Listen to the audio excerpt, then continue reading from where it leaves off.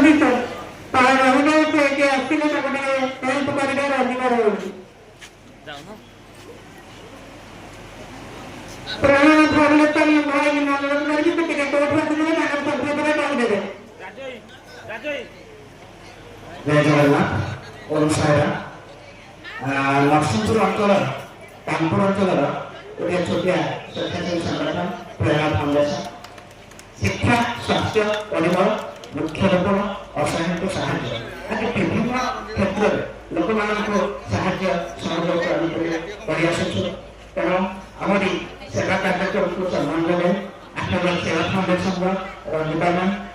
तेणु विशेष भाव में धन्यवाद ज्ञापन करेंगे आमको साहित्य सेवा सम्मान में सम्मानित कर जय जगन्नाथ ओम साईरा धन्यवाद हम सभापति श्रद्धा शक्ति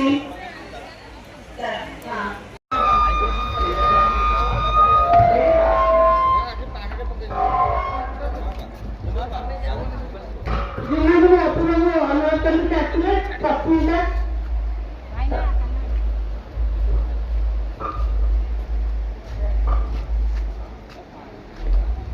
जय जगन्नाथ